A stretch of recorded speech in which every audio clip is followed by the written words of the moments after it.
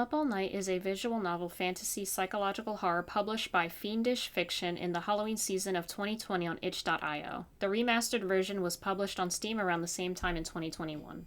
Since the game's original and remastered launch, Fiendish Fiction expanded the game by porting it to Android, with plans to roll out availability on consoles sometime in 2023.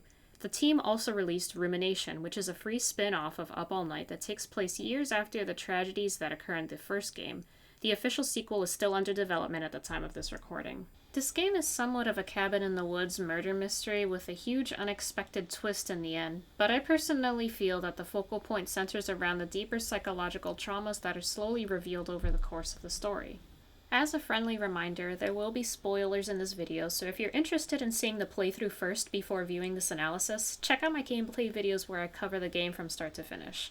I did only cover the true ending sequence, but I may mention details about characters or events that are only revealed in alternate endings for the purpose of this analysis. Lastly, before I get started, if you do enjoy this video, make sure to click the thumbs up and hit the subscribe button. I would really appreciate it. Now, it's time for the analysis. Unearth secrets hidden between the trees. Solve a murder. Confront what awaits in the darkness. Whatever transpires, you're guaranteed to be up all night. So Nick Torres is a teenager who recently graduated from high school and is planning to spend a snowy weekend in a remote cabin with his mom. The reason she invites Nick on this trip is to hopefully get her son to clear his mind after suffering a devastating tragedy just months before, which is slowly revealed to the player throughout the game. The mother heads into town, but of course is then trapped after a scary blizzard rocks the town, leaving the roads to the cabin impassable and Nick all alone, at least initially. He eventually encounters the only other main characters in the game, who then accompany him on what turns out to be a murder, mystery, /horror, /thriller, what is even happening right now, and how do I get out of here situation. Although Up All Night is scoped to 3 main characters, there is a lot of depth in terms of their backstories and contributions to Nick's character development. I'll be attempting an analysis on each of the characters throughout the course of the game, but also highlight the crux of Nick's suffering, which is represented by horrific flashbacks of a traumatic experience he lived through. The 3 characters with the most on-screen appearances are Nick, Felix, and Grayson. Nick, as we know already, is our troubled protagonist who arrives at the cabin with his mother, who is not shown on screen, and very early on is out of the picture as she heads into the nearby town and gets trapped there. Shortly after the snowstorm maroons Nick, he is visited by Felix for the first time. He appears to be a handsome and charming boy around the same age as Nick and introduces himself as the son of the owner of the cabins. Aside from the initial encounter, Felix portrays quite awkward social interactions throughout the game. Examples include asking very personal questions to Nick, offering to spend more time with him to get to know him, and displaying indifference and sometimes hostility during some of the more emotionally driven and disturbing parts of the story. His flirtatious behavior is offbeat given the circumstances. I mean, why would you ask about someone's relationship status in the middle of a snowstorm with the power out while the other person is stranded alone in the cabin with his mother displaced in the nearby town, which is inaccessible since the roads are blocked? His strange behavior is further displayed once the murder mystery plot is introduced. Whenever Nick seeks assistance from Felix, whether it's to inform the authorities of the dead body or to help Grayson when she's emotionally distressed, Felix tries to control the situation and becomes annoyed whenever Nick doesn't comply with his wishes. He witnesses some of Nick's traumatic flashback episodes, which we'll discuss more in a moment, and uses manipulative tactics to try and get Nick to trust him. "I can see it in your eyes, Nick. You're someone who has suffered greatly. I understand you. I have suffered in the same way. We are very much alike. You can trust me. You can confide in me. Girl, please." It didn't take much effort for me to throw up red flags for Felix, but if in the game the player does invite Felix in too many times, it eventually leads to one of several bad endings for the protagonist. At the end of the game, Nick discovers that Felix is a vampire, Grayson is a werewolf, and this whole murder plot was tied up in this fantasy realization. In the good ending, or rather the least sad ending, Nick barely makes it out alive, and Felix is defeated, but at the cost of Grayson being defeated too if we as the player elect to keep her promise. But what I found to be the most interesting part of this story is how each character's persona kinda match their personalities. For Felix, we find out that he is a vampire at the game's climax, but how does that relate to his earlier behavior? Have you ever heard of the vampire personality type? That's what vaguely came to mind as I pondered Felix's character. In case you're not familiar, let's start with the mythical creature. Vampires were originally known to live in the shadows, be very pale, and rely on human blood to maintain their incredibly long lifespan. Blood is considered the life force for humans, so when vampires feast on a victim, they're essentially draining their life force to sustain their own existence, but leaving the victim as a hollow shell. This can translate to the vampire personality. Different articles online explain the different types of vampire personalities, but I can make the argument that Felix is a narcissistic and controlling emotional vampire. His interactions with Nick and Grayson only serve to benefit him, and he clearly doesn't express any true remorse with his behavior. If the player elects to trust Felix in the story, Nick will fall prey to Felix's mind control and thus result in a bad ending. To me, Felix is a haunting character, and it's not because he turns into this blood-sucking monster who produces razor-sharp fangs and bloodlust eyes.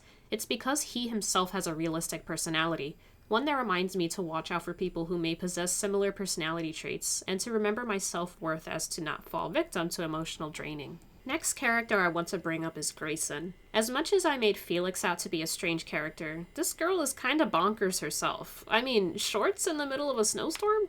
Come on. When Nick first encounters her in the woods, I seriously thought she was going to be one of those girls who is super sweet in the beginning but ends up being the evil mastermind behind it all. Is she not cold? No, because her soul is cold. But all jokes aside, Grayson's story is actually really sad, and I really wished I saw more depth and character development from her. The turning point of the game occurs when Felix and Grayson argue over her involvement in the murder, and Nick is asked whether he believes Grayson or not. Unfortunately, we're not given much to go off of aside from Felix and Grayson's personal accounts, so it feels a little rushed when this decision is asked of us. It would have been interesting to see more growth or distrust between Nick and Grayson, so the decision to trust her or not would have carried more weight. But overall, Grayson had a more moving narrative, albeit underwhelming at times. She mentions to Nick how she's been living in the area for 3 years with her father who works at the cabin retreat, but wishes that she lived with her mother in the city because she feels like a prisoner as her father won't let her leave. She's the character that Nick spends the most time with throughout the course of the game, and the outcome of the story arguably revolves around how well Nick treats her, especially in the end when the player has to decide whether Nick will believe Grayson. She is incredibly sympathetic to Nick's traumatic episodes, often providing support and staying by his side. So it was initially shocking to me to discover that Grayson turned out to be a werewolf and was indirectly responsible for both of her parents' deaths. How does her personality tie into her identity as a werewolf? That I'm not so sure about, so I only have a guess. In mythology, a werewolf starts off as a human with logic and reason until they are exposed by the full moon, where they are transformed into a beast that lacks self-control. Werewolves are also impulsive and full of rage. Grayson did appear to have pent-up resentment towards her father for not being allowed to leave the rural cabin area to go live with her mother in the city, so maybe that's where the connection lies. It's unclear how she first possessed werewolf powers, but I feel in the end the point is that her monstrous transformation could have represented her frustration towards her circumstances. Last but not least, we're left with Nick. He is clearly suffering from a severe form of post-traumatic stress disorder, or PTSD, as a result of a devastating car accident that occurred just months before, which killed his 2 friends. This is represented by those moments when the background fades to red swirls, showing Nick to be experiencing a dissociative episode. The art style during these moments are so immersive, it left me with a sense of despair. Essentially, PTSD disrupts the way the brain processes memories, so a traumatic experience is not processed as a memory, but rather as an event that is currently happening. So if Nick comes across something that triggers the car accident, his body will start to react as though the car accident just happened, because the brain can't treat the event as a memory. This is why you'll see Nick imagining the conversations he has with his deceased friends in a state suspended in time, and not registering his actual environment. And that's why the background cutting to a disturbing red background is so chilling. We can't see what's happening around Nick until he eventually returns to reality. It's heartbreaking to see him in this state since he hasn't yet come to terms with the accident, but I think he eventually attempts to address his trauma with a therapist and a mini sequel to the game. The only bone I had to pick with Nick's development in the game was towards the end of the good ending when both Felix and Grayson are killed and Nick's mom returns to the cabin to reunite with her son. Nick has a somewhat lengthy vision of his friends getting along with Felix and Grayson, and then has an epiphany with his mother where he feels more hopeful about living.